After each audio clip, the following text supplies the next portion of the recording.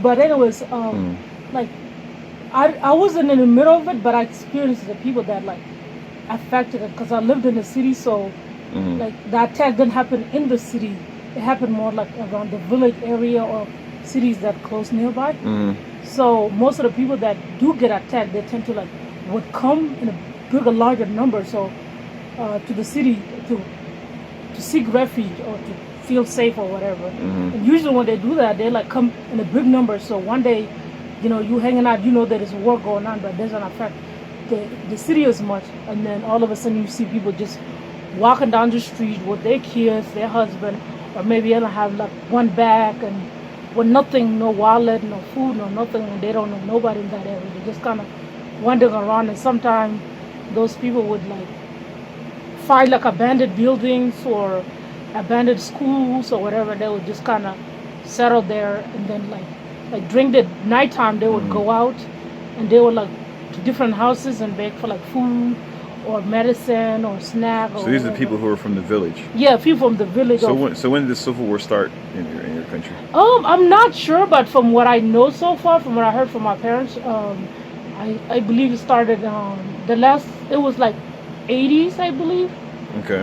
Because 70s was kind of like a different era. The 70s was kind of chill time, but from what I know and what my parents talk about and what people around me talk about it happened since like in the 80s, and it just kept going on and off. So what started? Was it the government, or was it what it started the actual? Well, the South Sudanese and the North Sudanese are not seeing eye to eye because from what I know so far, I believe South Sudanese wanted more in South, and they wanted to be treated fairly. They wanted better school, better education. They wanted a better health system. Maybe just better places to work, more opportunity and stuff like that. And they were not getting that. And they also, like, sometimes they would get mistreated when they go to, like, work and stuff like that. They would get, like, mistreated. So they just wanted things to be fair. So some people took it on themselves and they just kind of, like, formed their own, like, little army.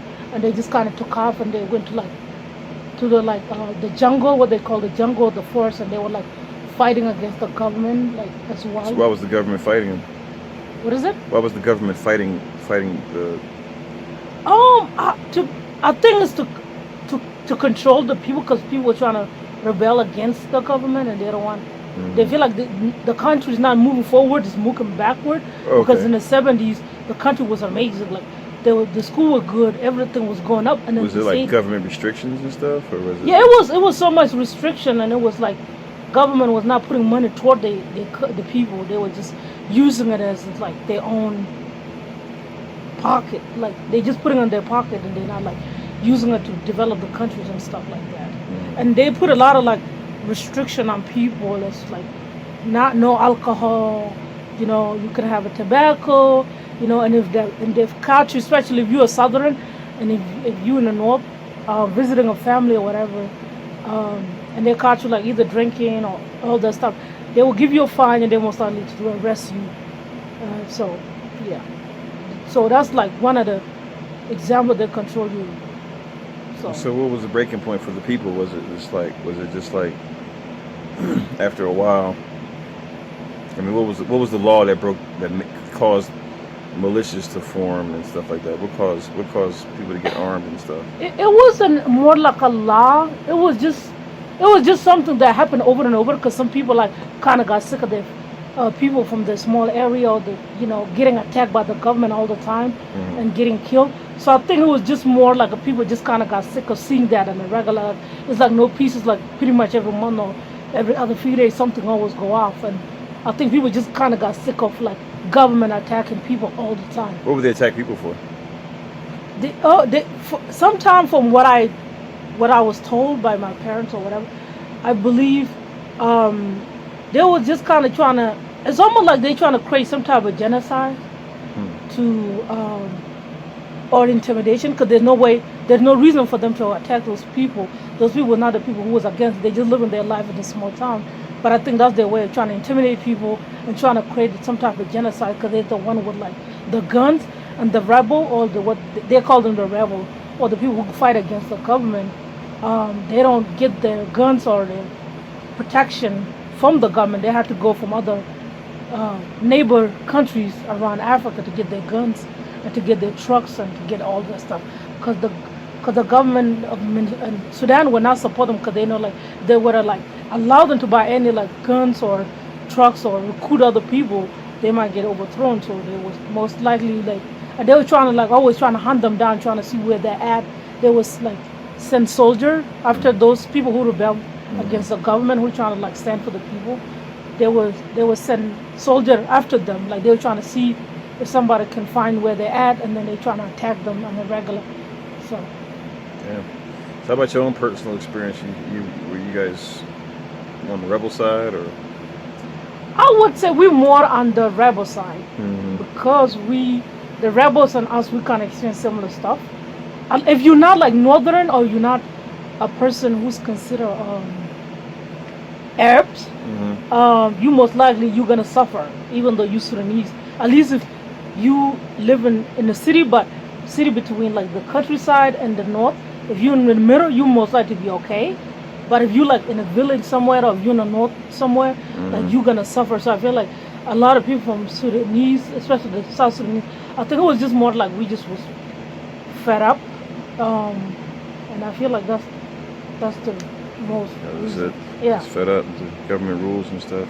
Yeah, and it's not like rules that benefit people. It was more like mistreatment of a certain group of people, and then make sure the other group of people are doing great. They got the, because all the resources then like in the north, like and then the only way like you get a decent education, you have to go all the way to north.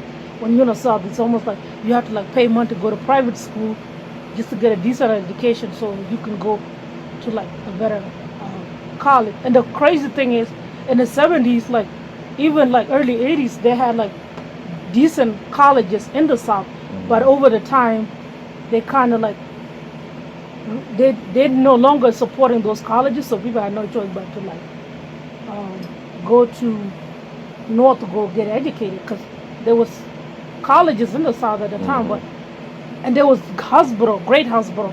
They went from like having decent hospital and decent education to like no school and so no this great is just hospital. The north people in the north were just like they were the governing class of the whole Sudan, or how does that work? Or well, they need, because they're the one, because Sudan used to be one country, so South Sudan, North Sudan, they consider one country. So the entire government has to give funding to the school, or they have to pay the teacher in order for them to like work, and they're not getting that. So, but they were funding the people from the north. So over the time, the school kind of died out, the hospital died out. Like, if you need like a decent medical care, you have to go to north. If you need like to go to school, a decent school, you got to go to north. And then everything that was decent in the south in the 70s and 80s, because it was a different president at the time, everything was decent. And then after that, everything kind of went down. And the people wanted things to be better, but they were not getting the result. All they was getting was violent toward them. So, damn, that's crazy. So after a couple years, that was it, huh? People just said, "Fuck it." Yeah. Damn.